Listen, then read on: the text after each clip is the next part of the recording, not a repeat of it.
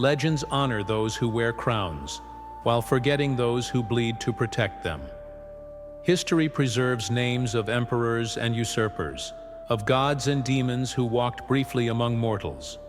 But the greatest hero of the Third Era, the one who stood at the edge of oblivion itself and pushed back the tide of Daedric horror, remains faceless, nameless, a ghost between pages of imperial records, when gates to a nightmare realm tore open the skies above Tamriel, when a Daedric prince set foot upon mortal soil for the first time since the dawn of creation, emperors fell and gods awakened.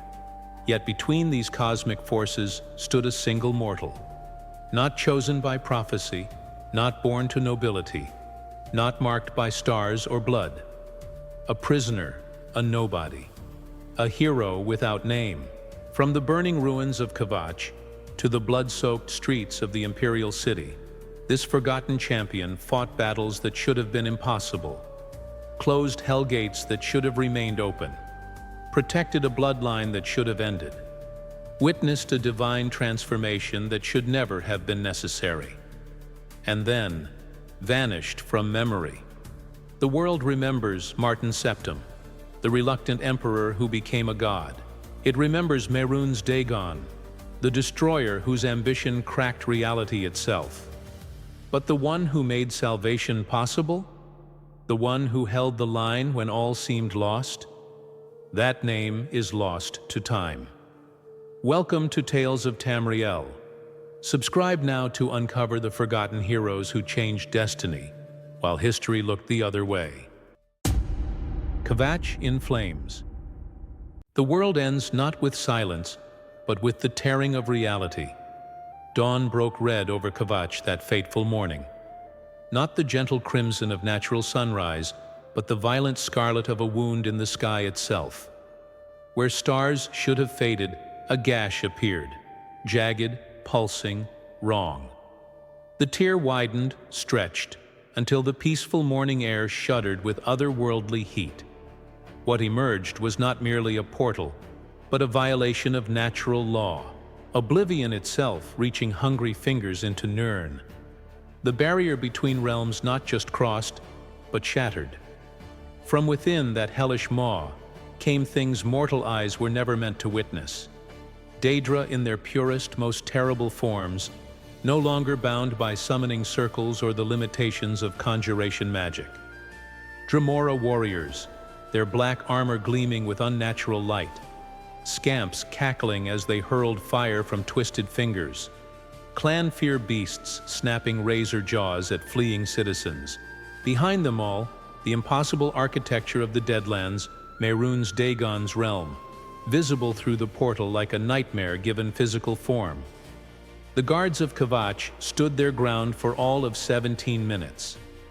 Their steel found Daedric flesh, their arrows flew true, but for each demon banished back to oblivion, 3 more emerged. The city wall, built to withstand armies of men and Mer, offered no protection against creatures that could teleport past stone, that could climb vertical surfaces with inhuman agility, that knew no fear or hesitation. The southern quarter was the first to burn, then the market district. The temple district followed, irony not lost on those who fled screaming from the chapel of Akatosh, as Daedric fire consumed the very house of the god meant to protect them from such horrors. Captain Savlian Mattius ordered the evacuation when he realized defense was impossible. "Get them to the hills," he commanded his remaining guards. "Save who you can." The exodus began in panic, but found structure in desperation. Children carried by parents, elderly supported by neighbors, the wounded dragged by strangers who became family in that moment of shared terror. From the city gates to the refugee camp forming on the hills below, a ragged line of survivors stretched, some burned, some bleeding, all forever changed by what they had witnessed. Behind them, their homes became tombs, their possessions ash, their past erased in Daedric flame. In that chaos of screams and smoke, few noticed the lone figure moving against the tide of fleeing citizens, a former prisoner, freshly escaped from imperial dungeons, following the last order of a dying emperor, find his hidden heir. But Kvatch was supposed to be merely a stopping point in that quest, not ground zero for the apocalypse. The hero, for they would earn that title though history would forget their name, paused at the base of the winding road. Above, Kvatch burned. Beyond the broken gate, Daedra reveled in destruction. Between them and the chapel where Martin Septim supposedly served lay certain death. Any rational person would have turned away, would have decided that an emperor's dying wish paled against the reality of a city consumed by oblivion itself, would have reasoned that one person, barely free from prison chains, couldn't possibly make difference against a Daedric invasion. The hero was not rational that day. "Some are still trapped in the chapel," a shell-shocked guard reported to Captain Mattias. "But there's no way through. The gate, the things coming through it." The refugee camp had become a place of weeping and whispered prayers, of makeshift bandages and shared water flasks, of children asking where their parents were, and adults with no answers to give. The smoke from burning Kvatch stained the sky black, visible for miles across the Gold Coast, a beacon of the end times. It was into this atmosphere of broken hope that the hero walked, asking questions no one expected. Not how to escape, but how to enter. Not where safety lay, but where the greatest danger waited. Not who could help them, but who they could help. "You're going up there?" Savlian Mattias asked, disbelief warring with desperate hope in his voice. "Into the city? Through the gate?" The hero's answer is lost to history. But their actions speak where words have faded. Alone, they climbed the winding path to Kvatch's ruins.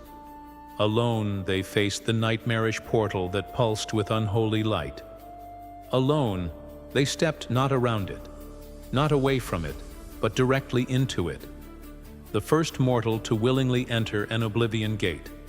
What they witnessed in the Deadlands, what horrors they overcame, what impossible path they carved through Mehrunes Dagon's realm, these details blur into legend.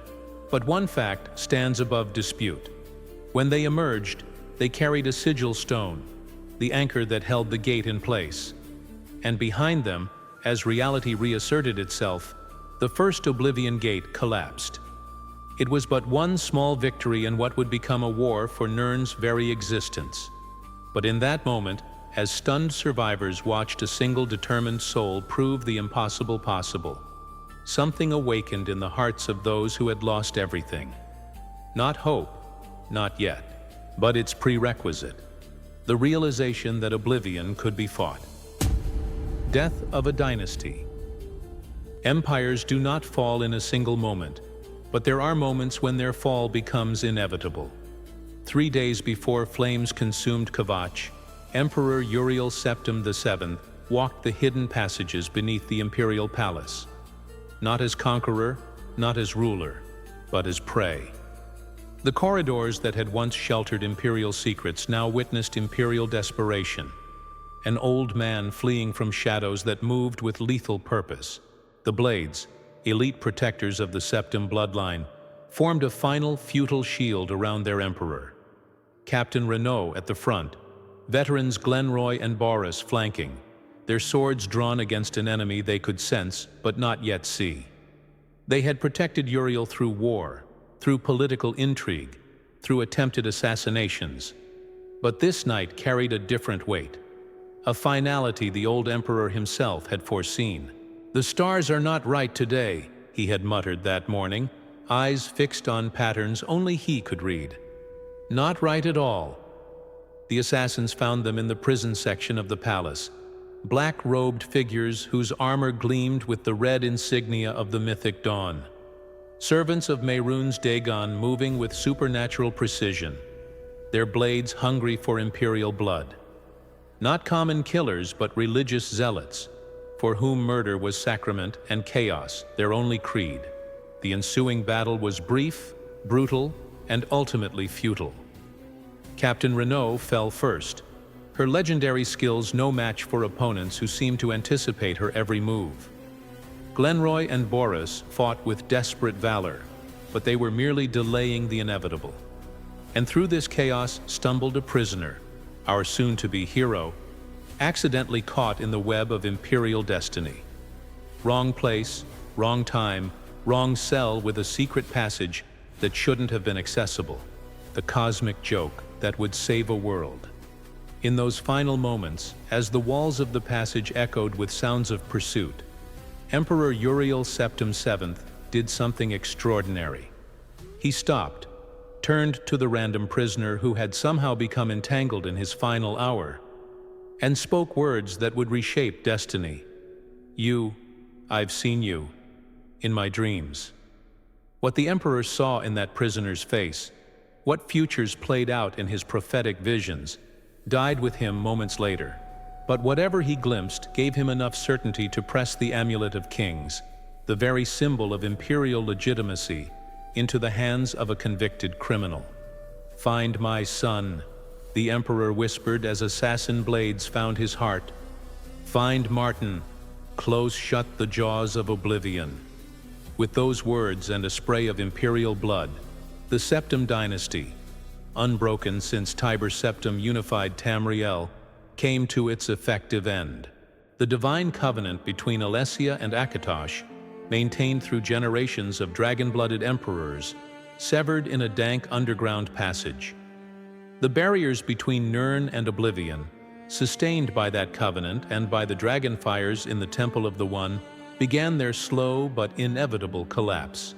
The assassins vanished with the same supernatural precision with which they had appeared, their primary mission complete.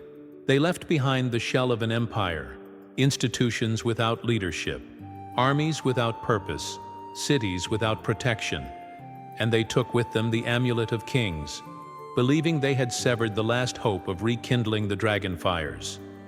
News of Uriel's death spread across Tamriel like poison through a wounded body. Markets closed, temples filled, borders hardened.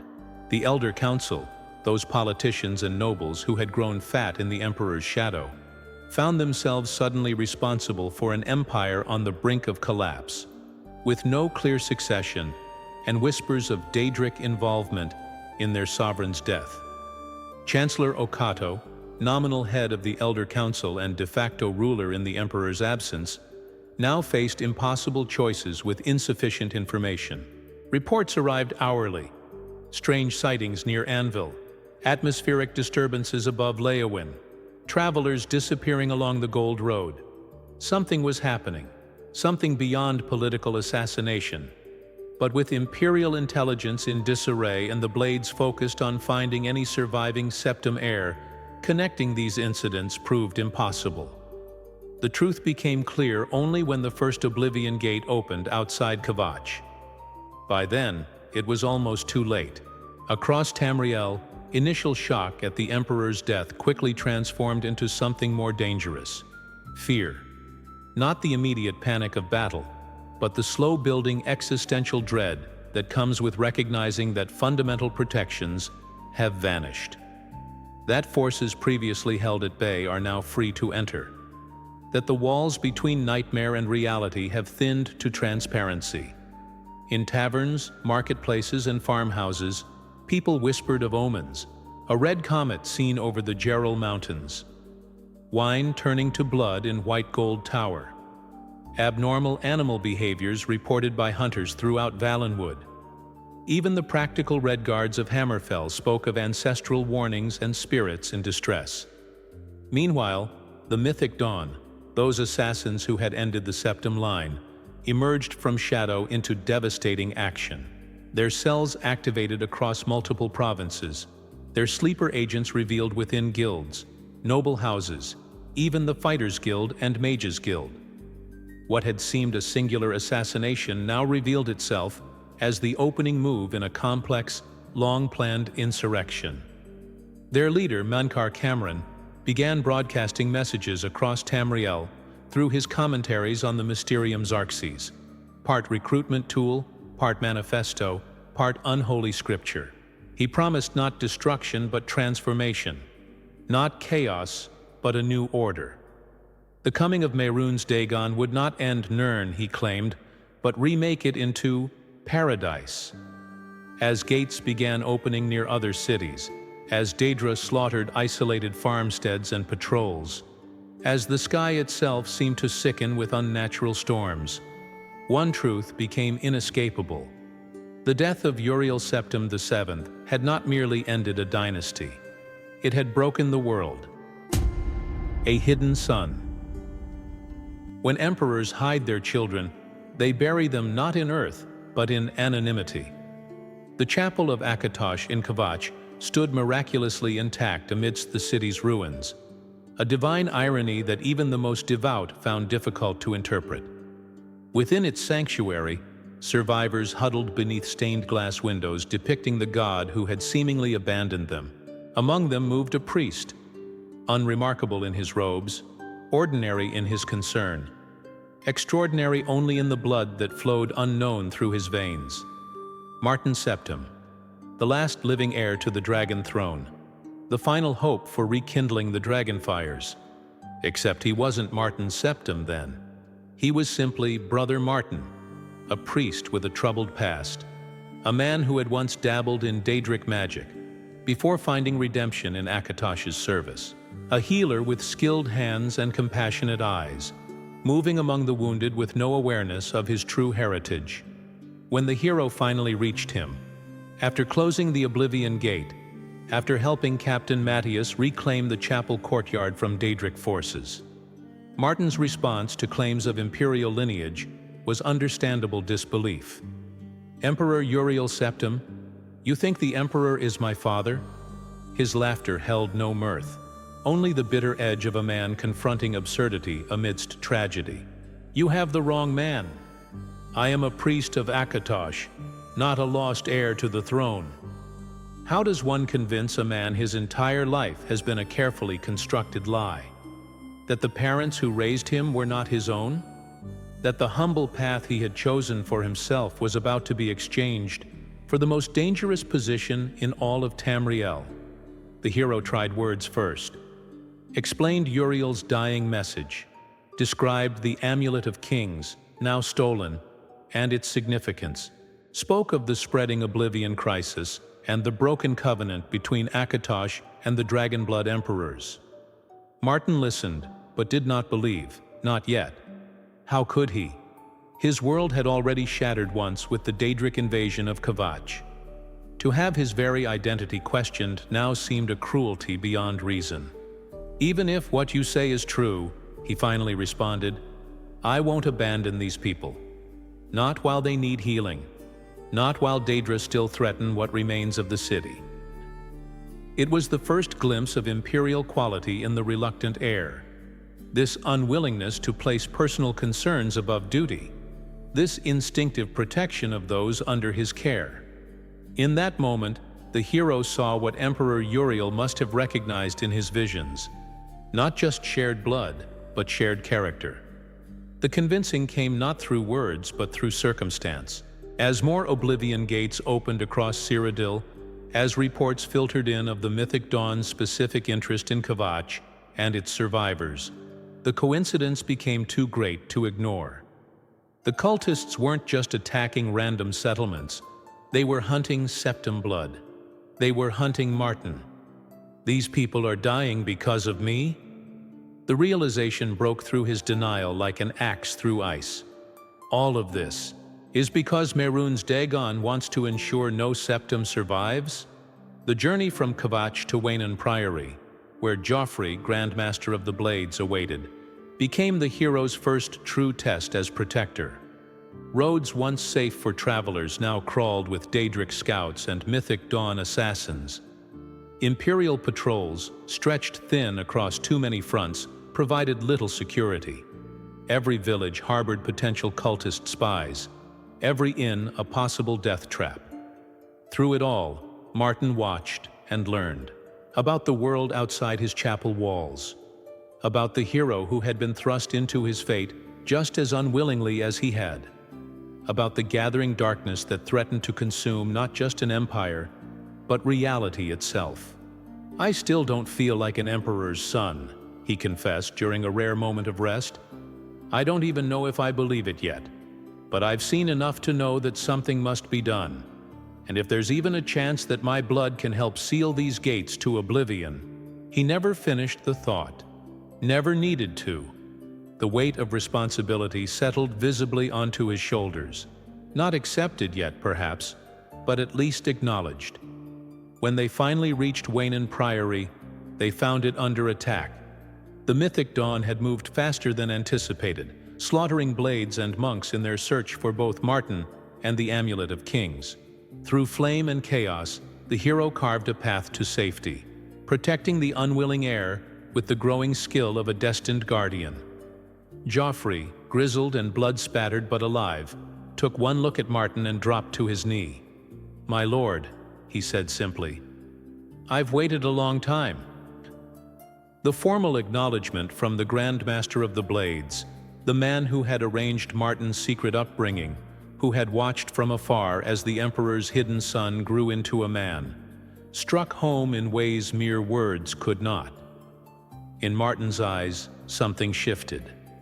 Not full acceptance, not yet, but the first fragile seed of possibility. If I am truly Uriel Septim's son, truly the last of the dragon blood. His voice steadied as he spoke, finding new resolve beneath uncertainty. Then what must I do now? The question hung in air, thick with smoke and destiny. Three unlikely figures, a battle-worn blade master, a reluctant imperial heir, and a former prisoner turned world-saving hero, standing at the precipice of history's most crucial turning point. The task ahead was impossible. Recover the stolen Amulet of Kings, rekindle the dragon fires, and close shut the jaws of oblivion before Mehrunes Dagon could fully enter Nirn. Martin Septim's journey from priest to emperor had only just begun, and the hero's greatest trials still awaited. Closing the first gate. There are places mortals were never meant to walk. Realms where reality follows different rules, where the very air burns with malice, where the ground itself hungers for suffering. The Deadlands, realm of Mehrunes Dagon, is such a place. When the hero first stepped through the Oblivion Gate at Kvatch, they crossed more than a physical threshold. They violated a cosmic boundary that had separated mortal and Daedric realms since the Alessian Covenant. No living human or Mer had witnessed the unfiltered horrors of a Daedric prince's domain and returned to tell of it. Within the gate, nightmare became geography. The sky burned crimson, lightning striking from cloudless expanses. Islands of black stone floated in seas of lava.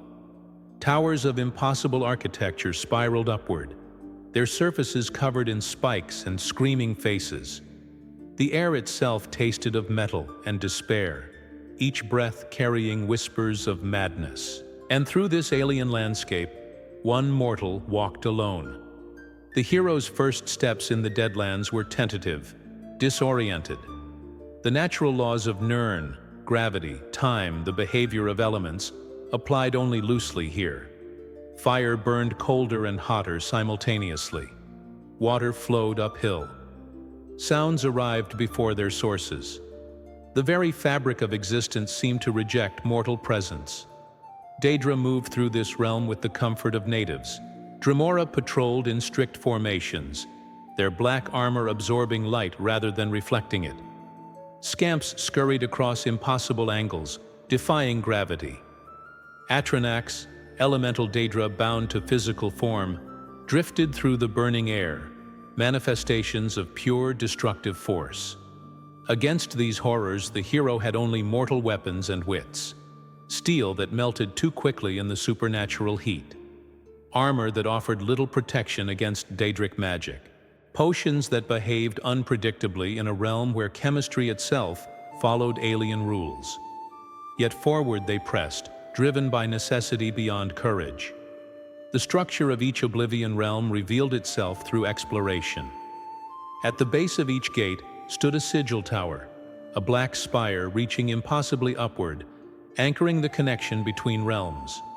Within each tower, at its highest point, rested a sigil stone, the physical manifestation of Daedric magic that maintained the portal.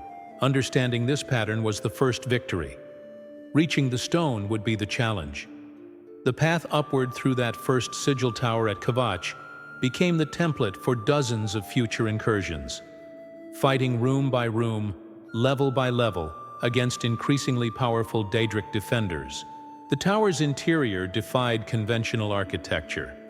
Chambers connected in ways that violated spatial logic, staircases that looped back on themselves, rooms that were somehow larger inside than their external dimensions should allow.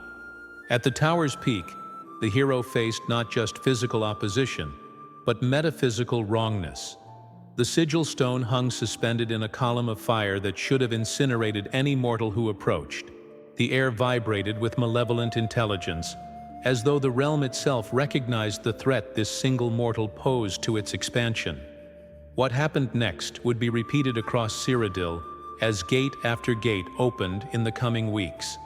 The hero reached into that impossible fire and grasped the sigil stone, the anchor point between worlds. Reality convulsed. The connection between realms, suddenly severed, collapsed in upon itself. The hero was thrown back into Nirn as the gate imploded, leaving only scorched earth where a portal to hell had stood moments before. The significance of this first successful closing cannot be overstated. Before Kvatch, the Oblivion invasion seemed unstoppable, a divine punishment beyond mortal resistance. After Kvatch, a pattern emerged, a weakness identified, a method proven. The sigil stones themselves proved to be artifacts of immense magical potential.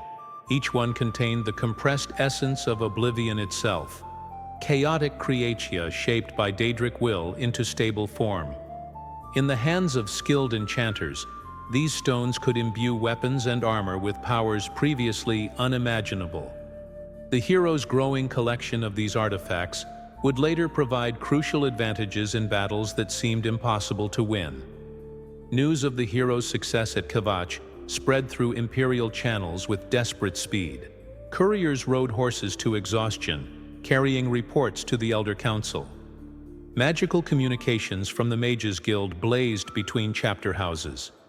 For the first time since the Emperor's assassination, a counter-strategy began to form. If one determined soul could close a gate, what might an organized resistance accomplish? Captain Savli and Mattias, still coordinating Kvatch's survivors, offered perhaps the most honest assessment. I don't know who this person is, where they came from, or why they're helping us. But they've done what seemed impossible. They've given us a fighting chance. The bitter reality, however, was that closing one gate, or even dozens, was merely treating symptoms rather than the cause. So long as the dragonfires remained unlit, so long as the covenant between Akatosh and the dragon-blooded emperors remained broken, Mehrunes Dagon could continue opening portals across Tamriel. Each closed gate was, at best, a temporary victory in a war of metaphysical attrition. But temporary victories have value in desperate times. They provide breathing room. They rebuild shattered morale. They transform helpless victims into potential allies. They convert cosmic terror into tactical challenges. Most importantly, they buy time. As the hero escorted Martin Septim to the relative safety of Cloud Ruler Temple, ancient mountain fortress of the Blades, Tamriel gained something it had lacked since Uriel's assassination: hope. The road to Bruma. When worlds collide, alliances become necessities, not luxuries. Cloud Ruler Temple, ancestral fortress of the Blades, clung to the Gerald Mountains like a raptor to sheer cliff. Within its ancient walls, Martin Septim found both sanctuary and prison. Protected, yet isolated. Safe, yet helpless to aid a burning world. The last Septim heir spent his days studying ancient texts, searching for methods to recover the lost Amulet of Kings, while Tamriel burned below. For the hero, however, the real work had just begun. Joffrey's strategy emerged from necessity rather than choice. With imperial forces scattered, the Elder Council paralyzed by political infighting, and Mythic Dawn agents infiltrating every level of government, conventional military response proved impossible. Instead, the Blade's Grandmaster proposed something unprecedented: an alliance of Tamriel's independent cities against the Daedric threat. The counts and countesses must set aside their differences, he explained, finger-tracing lines across maps of Cyrodiil. Each city now faces Oblivion gates alone. United, they might stand a chance. Thus began the hero's diplomatic mission, city by city, ruler by ruler, building a coalition against apocalypse. Not through imperial mandate or draconic bloodline, but through demonstrated action and hard-earned trust. Coral was first, Countess Ariana Valga, witnessing the hero close an Oblivion gate threatening her western farms. Then Skingrad, where the reclusive Count Hasseldor, himself hiding vampiric nature, recognized the greater threat Mehrunes Dagon represented. Anvil followed, then Bravil, Cheydinhal, and Leowyn, each city watching in awe as a single determined soul ventured repeatedly into realms no mortal was meant to enter. With each successful gate closure, with each sigil stone claimed, the hero's legend grew, not as conquering warrior or chosen one, but as determined protector, a guardian who would enter hell itself to defend Tamriel's people. Yet fame brought dangers. The mythic Dawn recognized the threat this unexpected variable posed to their master's plans. Assassination attempts multiplied. Ambushes awaited on formerly safe roads. Spies infiltrated guilds and shops, watching, reporting, plotting. Through it all, the hero adapted, sometimes moving openly to inspire hope, other times traveling shadow roads known only to thieves and cutthroats. Alliances formed with unlikely factions, the Fighters Guild providing muscle, the Mages Guild offering magical support, even the shadowy Dark Brotherhood maintaining suspicious neutrality in what they recognized as a conflict beyond mortal politics. Most remarkable was the response from Tamriel's common folk. Farmers armed with pitchforks formed militias to defend villages. Hunters became scouts, tracking Daedric movements through forests and plains. Alchemists worked tirelessly, developing potions to counter Daedric poisons and heal burn wounds from Oblivion's toxic atmosphere. One particularly inspired blacksmith in Cheydinhal began forging armor specifically designed for gate diving, heat-resistant plates, enchanted clasps that wouldn't melt in the Deadlands atmosphere, helmets modified to filter toxic fumes. Though crude compared to Daedric equipment, these innovations saved countless lives as more volunteers followed the hero's example. As allies gathered, a more ambitious plan took shape. Bruma, the city nearest to Cloud Ruler Temple, the last defense before Martin's sanctuary, faced unique danger. Intelligence suggested the mythic Dawn planned something unprecedented there. Not just standard Oblivion gates, but a great gate, like the one that had destroyed Kvatch, only larger. "They know Martin is nearby," Joffrey explained grimly. "They'll throw everything they have at Bruma to reach him." The defense of Bruma would require more than individual heroism. It would demand coordination between forces that had been at best suspicious of each other for generations. Nordic guards from Bruma itself, Imperial legionnaires loyal to the Elder Council, Fighters Guild mercenaries, battle mages from the Arcane University. Even Countess Narina Carvain, a staunch traditionalist, recognized that ancient rivalries must be set aside before the Daedric threat. "My city will be the shield for all Tamriel," she declared when committing her forces. "Bruma has stood against blizzards that would freeze the blood of southern counts. We will not fall to fire." As preparations advanced, Martin Septim emerged from scholarly isolation with newfound purpose. Through ancient texts and painful research into the Mysterium Xarxes, Mehrunes Dagon's own unholy scripture, he had discovered a terrible truth. They needed a great gate to open. "The portal between our world and Oblivion requires immense power," he explained to stunned Blade's officers. "Power we cannot generate ourselves.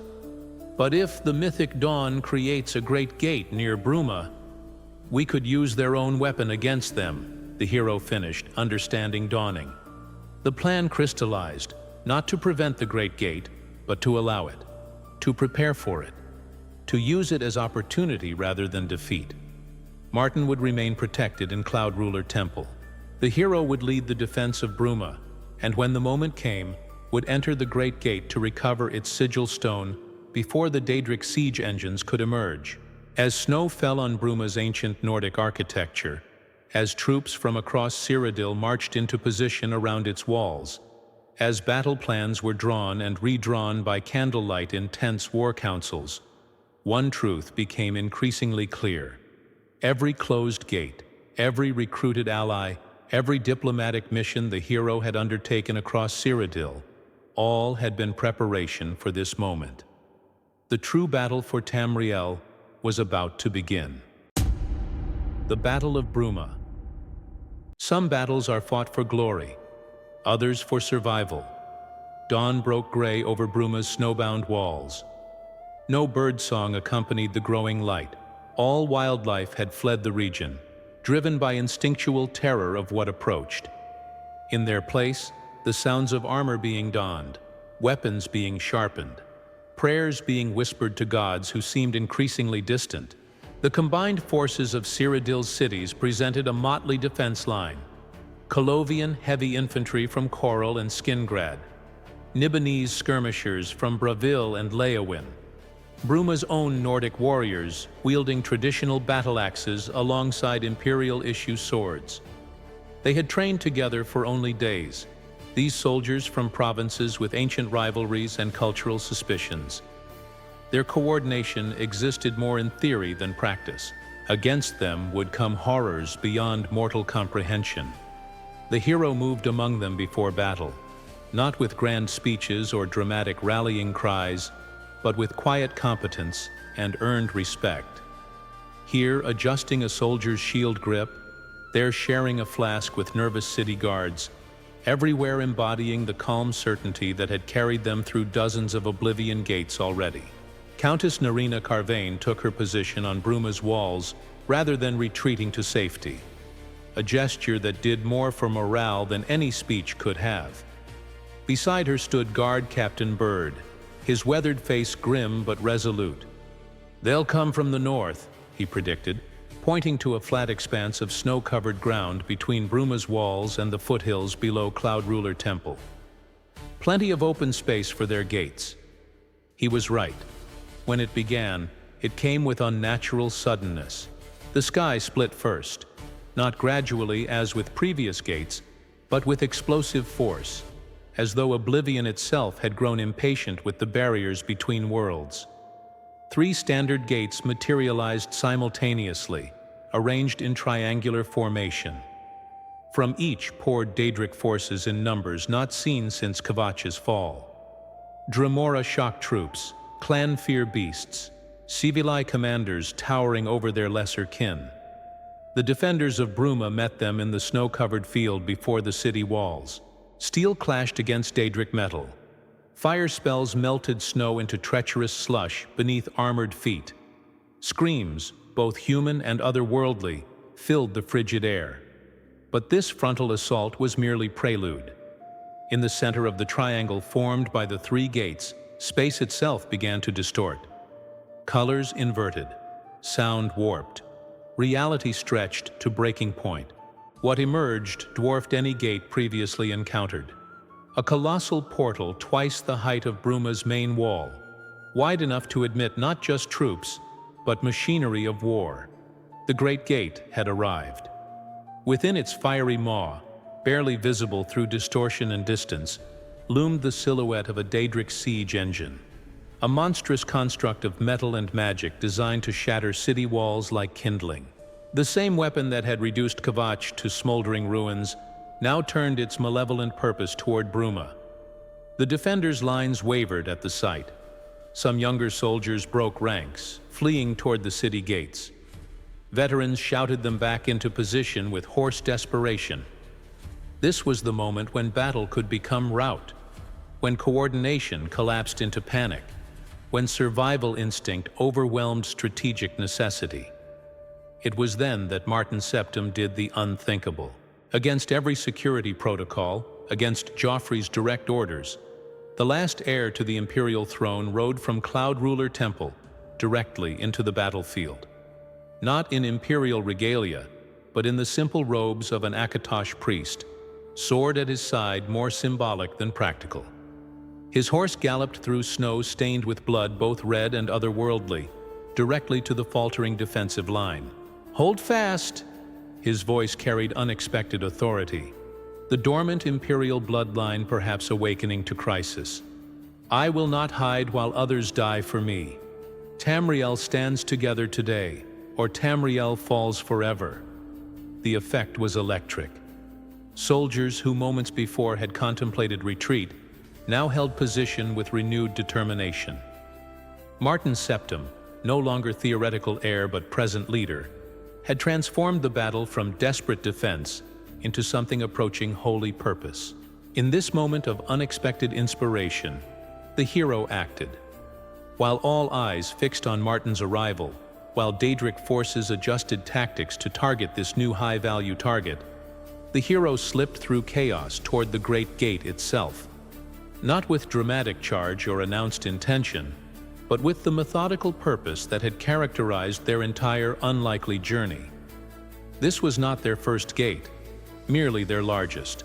Captain Bird and a select squad of volunteers created a diversion, a frontal assault on the gate's periphery that drew Daedric defenders away from the main portal. Battlefield luck or divine intervention granted the hero narrow opportunity. A momentary gap in the enemy line, a clear path to the gate's threshold. They did not hesitate, did not look back, did not acknowledge the astronomical odds against success. They simply entered hell once more.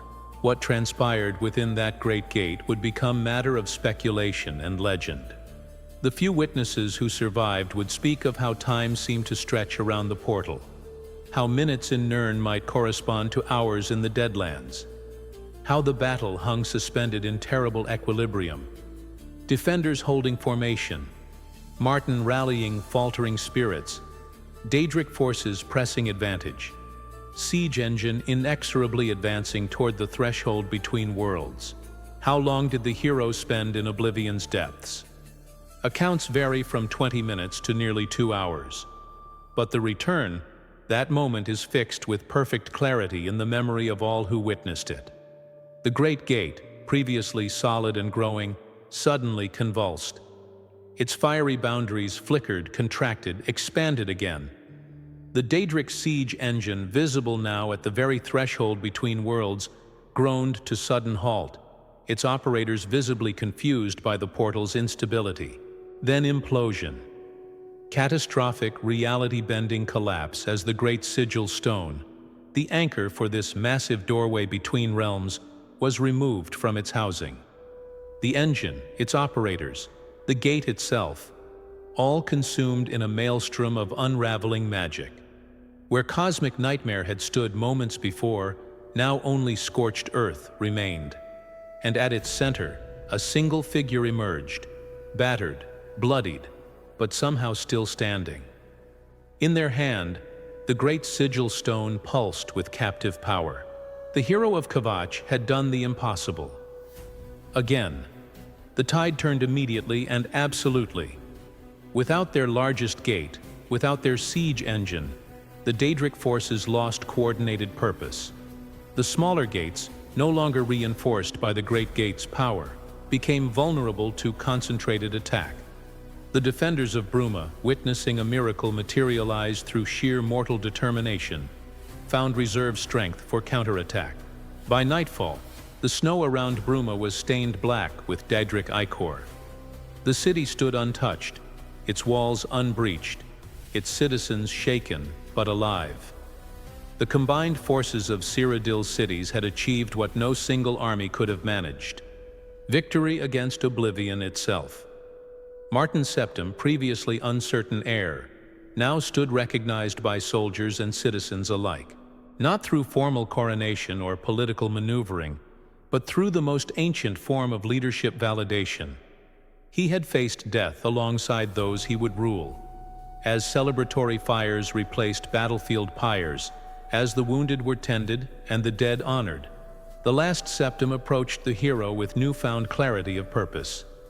"We have the great sigil stone," he said quietly, his scholar's mind already calculating next steps. "Now we can proceed with the final phase, the path forward, toward recovering the Amulet of Kings, toward rekindling the dragon fires, toward truly closing shut the jaws of oblivion, now stood open. But the cost would prove higher than any could imagine. The siege of the imperial city. Paradise has many faces, none of them kind. With the great sigil stone recovered from Bruma's battle, Martin Septim's scholarly tenacity bore unexpected fruit. Through sleepless nights studying the Mysterium Xarxes, a text so malevolent that merely reading it damaged the reader's sanity, he had discovered Mankar Camoran's terrible secret, a pocket realm called Paradise, neither truly oblivion nor truly Nirn. This artificial domain served as the mythic Dawn leader's personal sanctuary. More importantly, it housed the stolen Amulet of Kings, the key to reigniting the dragon fires and ending the Oblivion crisis. The portal requires 4 components, Martin explained, his eyes shadowed from forbidden knowledge. The great sigil stone provides the power, but we need 3 more elements: a Daedric artifact, the blood of a divine, and a great Welkin stone. The hero's quest for these components took them to Tamriel's darkest corners, into ancient Ayleid ruins guarded by undead sentinels for the last Welkin stone, into the shrine of Azura to obtain an uncorrupted Daedric artifact, and finally to Sancre Tor, sacred burial site of Tiber Septim, where the armor of the man-become god still contained traces of his divine blood. Each journey could have been a legend in itself. Each represented dangers that would have broken lesser souls. Yet they became mere footnotes in the greater struggle, necessary steps toward the final confrontation. When the ritual components were finally assembled, when Martin prepared the portal to Paradise in Cloud Ruler Temple's Great Hall, he hesitated. Not from fear, but from unexpected compassion. "You've already done more than anyone could ask," he told the hero. "This realm, it's Mankar Camoran's creation, his rules, his reality. No one would blame you for stopping here. You would die." The hero's response is lost to history, but their action remains clear. They stepped through the portal alone, one final descent into realms beyond mortal understanding. Paradise proved the most insidious battlefield yet. Unlike the straightforward horrors of the Deadlands, Camoran's realm presented itself as a twisted utopia. Beautiful vistas hiding tortured souls, pleasant gardens where former mythic Dawn cultists endured eternal rewards for their service. Reality bent according to Camoran's will, geography shifting to prevent progress, time flowing inconsistently. At its center, Mankar Camoran himself waited, not as mere cultist but as self-made demigod.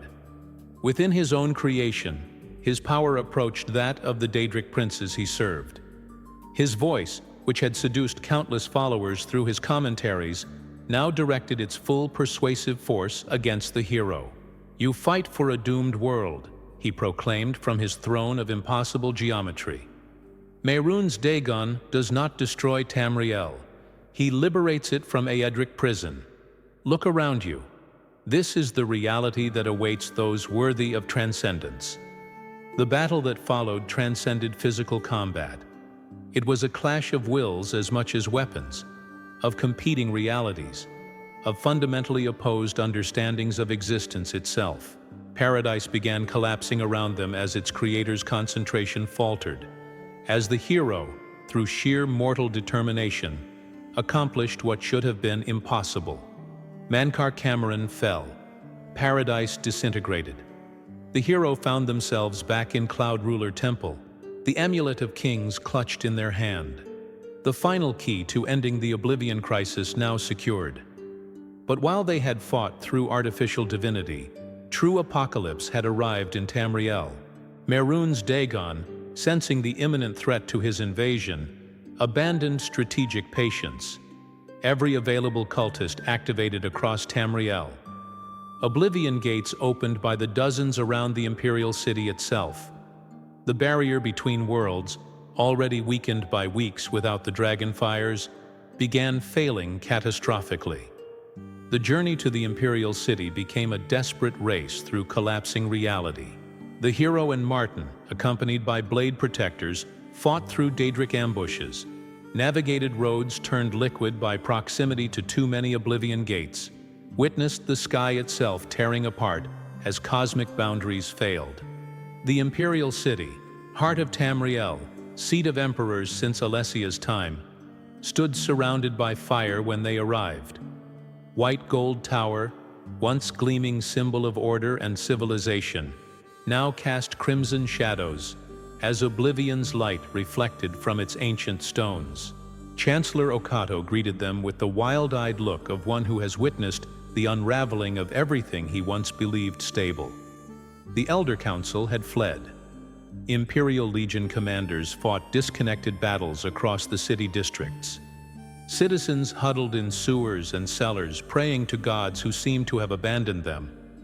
"The Temple of the One," Martin directed, his voice now carrying unquestionable authority. "We must reach the Dragonfires before—" The world ripped open. Not a gate this time, not a portal. A fundamental violation of reality itself. The barriers between Oblivion and Nirn, maintained since Alessia's covenant with Akatosh, collapsed completely. And through this cosmic wound stepped Mehrunes Dagon himself. Not an avatar, not a manifestation, but the Daedric prince in his true and terrible form. Hundreds of feet tall, four-armed, crowned in horns, his very presence causing stone to crack and organic matter to combust. The god of destruction had arrived on Nirn.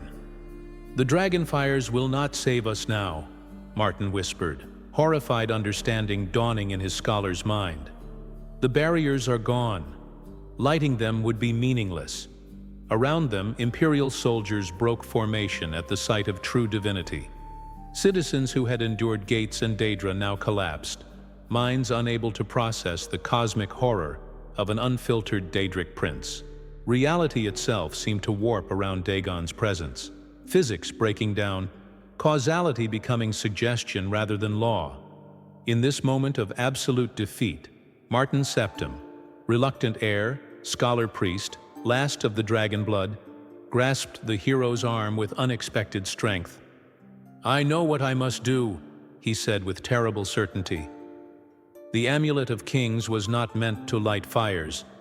It contains the blood covenant between Akatosh and mortals, a covenant that transcends the Dragonfires themselves. The final dash to the Temple of the One became the most desperate battle yet. Not for victory, that seemed impossible now, but merely for the chance to attempt the unthinkable. The hero carved a path through cultists and lesser Daedra, protecting Martin as Mehrunes Dagon himself destroyed entire districts with casual footsteps. The temple dome had already been shattered by the Daedric prince's arrival when they reached it. Above them loomed Dagon's impossible form, attention now focusing on the last Septim, who dared stand before him. Martin turned to the hero one final time, the Amulet of Kings glowing with ancient power in his hand. "Everything that has happened, everything you have done, it was all preparation for this moment. Stand back, my friend. I must make my own path now."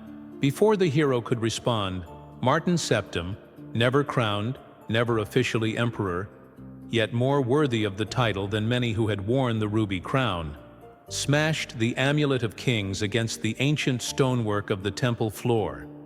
Divine blood, preserved for millennia within those crystalline facets, spilled across mortal stones. The covenant activated. A god is born. Some sacrifices transcend mortality itself. When Martin Septim shattered the Amulet of Kings upon the temple floor, he released more than ancient magic. He activated a covenant older than the empire itself, the original pact between Alessia and Akatosh, that had first separated Mundus from oblivion. Fire erupted from the broken fragments, not orange flame, but white gold radiance that burned without heat or smoke. It engulfed Martin entirely, his mortal form dissolving into pure light as the hero watched in horrified awe.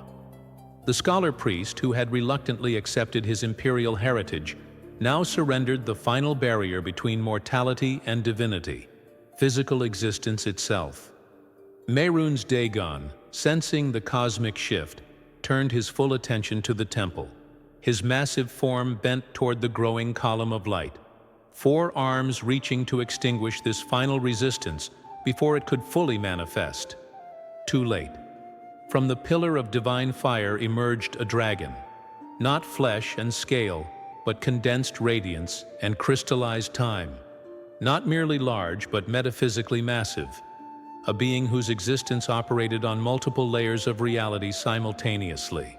The avatar of Akatosh, dragon god of time, chief deity of the 9 divines, had materialized on Nirn for the first time since creation's dawn, and it wore Martin Septim's sacrifice as armor. The battle that followed defied mortal comprehension. 2 divine entities, one of absolute destruction, one of fundamental order, clashed above the imperial city in combat that warped reality around them. Buildings crumbled not from physical impact, but from proximity to concentrated divinity. Citizens who looked directly at the conflict found their perceptions permanently altered, many later reporting visions of past and future events overlapping with the present. The hero, closest witness to this cosmic duel, experienced it differently than all others.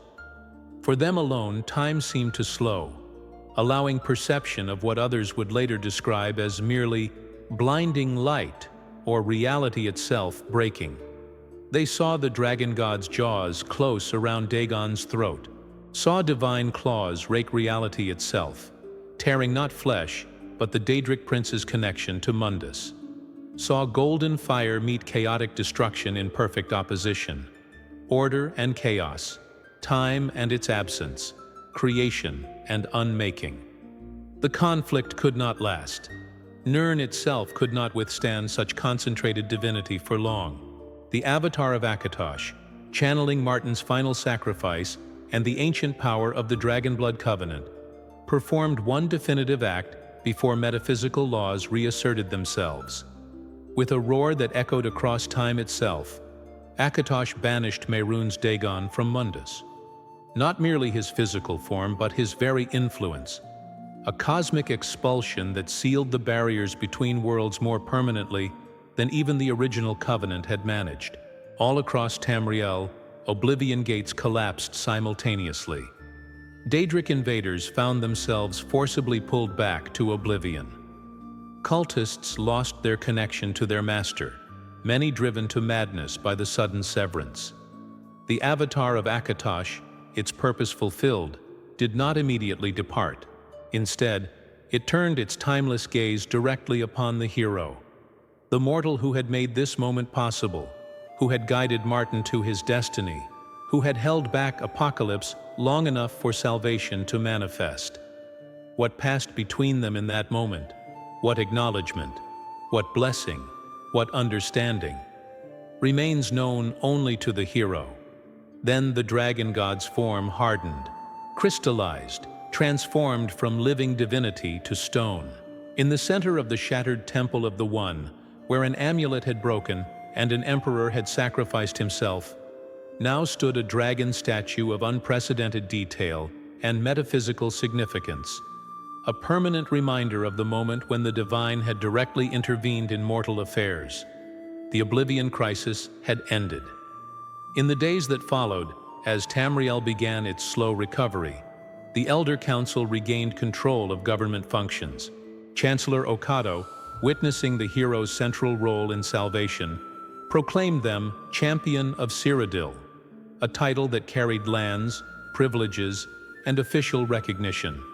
Yet public honors seemed hollow against private loss.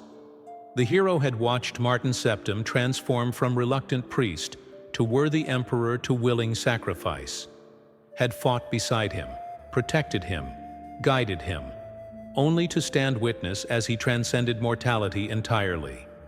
Where others saw only victory, the hero knew cost. Where celebrations erupted across Tamriel, they felt absence.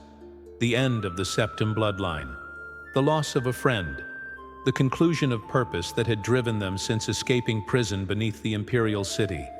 High Chancellor Okato, in his official history of the Oblivion crisis, recorded detailed accounts of Martin's sacrifice, of the Avatar's manifestation, of Dagon's banishment.